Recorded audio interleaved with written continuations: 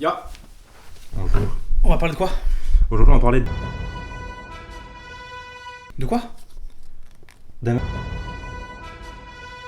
Non mais finis ta phrase. On va parler... Non mais c'est chiant vraiment. Au moment donné, faut vraiment dire ton dernier mot. Tu peux pas commencer une phrase et ne pas la finir. Ah gros, obligé. Obligé, tu connais. Bien bonjour. Bonjour. J'espère que vous allez bien. On se retrouve aujourd'hui pour un nouvel OTC. Aujourd'hui, on va aborder un thème qui nous parle énormément, les super-héros. Effectivement, et si tu ne vis pas dans une grotte, tu n'es pas passé à côté de la série Amazon Invincible, si tu vis dans une grotte, que tu peux voir cette vidéo, fonce voir Invincible. On t'attend. Allez. Cette vanne est beaucoup trop longue. Ouais, mais je sais pas comment sortir. T'inquiète. Comment tu fais? Bon alors on reprend. On en était où déjà? Ah oui, on va vous présenter donc la série.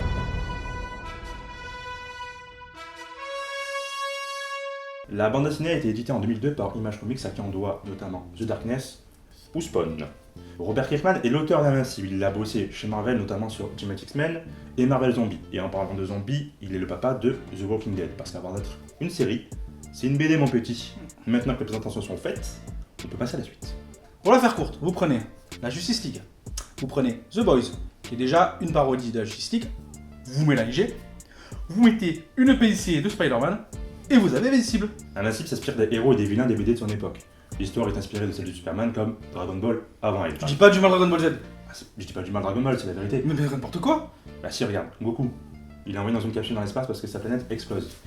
Il est envoyé sur une planète où les habitants sont plus faibles que lui, il est grandi, il devient un dieu parmi les hommes. Putain, le con, il a raison.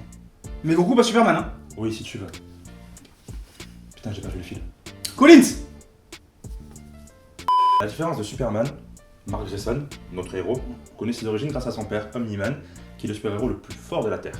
Omni-Man vient de Viltrum, il est donc un Viltrumite, une race extraterrestre bien plus puissante physiquement que les humains.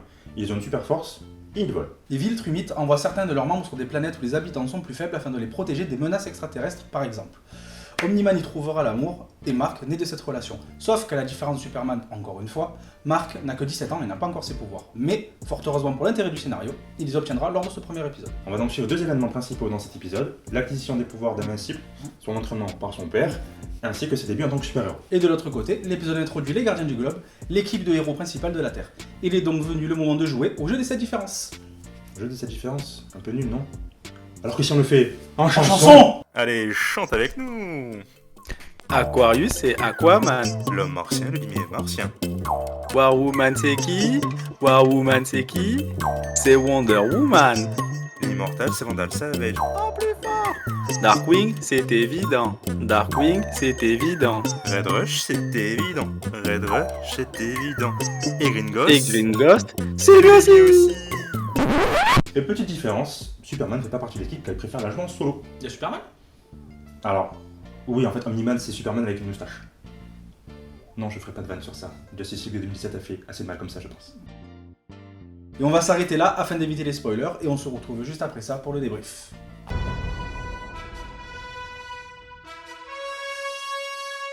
Vous l'aurez compris, Invincible s'inspire, tout comme The Boys, de la Justice League de DC Comics. Et au début, pour être sincère, ça m'a saoulé. Mais j'ai quand même laissé la chance à l'épisode, ainsi qu'à la saison, et bordel, qu'est-ce que j'ai bien fait. Invincible reprend beaucoup d'éléments de concurrents, mais Robert Kirkman arrive à nous surprendre avec un ton plus réaliste et plus gore que ce que l'on a l'habitude de voir. Un grand pouvoir implique de grandes responsabilités, cette phrase entendue dans Spider-Man prend tout son sens. D'ailleurs, Mark Grayson ressemble pas mal à Peter Parker, et pour la petite anecdote, ils se sont déjà croisés dans une BD en 2006. On a fini avec le jeu des différences pour aujourd'hui, c'est promis. En résumé, si Invincible semble être une énième copie d'une série de super-héros, comme Justice League par exemple, ce n'est pas le cas. D'ailleurs, Amazon a commandé la deuxième et la troisième saison qu'on attend avec grande impatience vu la fin de la saison 1. Et c'est tout pour aujourd'hui, j'espère que la vidéo t'aura plu. Si c'est le cas, n'hésite pas à mettre le pouce bleu, à partager et à t'abonner. Ne sois pas timide. Nous on se retrouve dans 2 semaines pour le prochain épisode d'OTC et très prochainement pour les autres formats. Sur ce, portez-vous bien et n'oubliez pas, donde está la mañana. Donne esta la manina.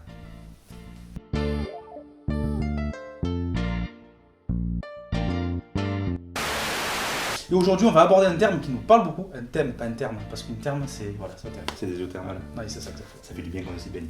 Et un thermos, c'est pour conserver quelque chose. Ah, c'est vrai. Apprenez-vous aussi les mots avec Ouais. Ron et Roland.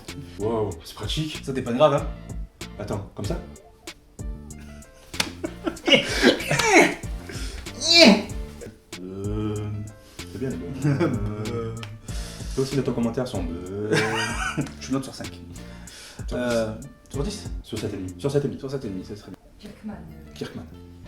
Pourquoi j'ai dit quoi, Cockman? Kirkman. JJ Kickman. Mixé avec son pied. Pardon. Alors, on va y On arriver. a tendance à s'égarer facilement. Une PIC de Spider-Man, et vous avez Invincible. Allez-y, goûtez. Ça a l'air délicieux.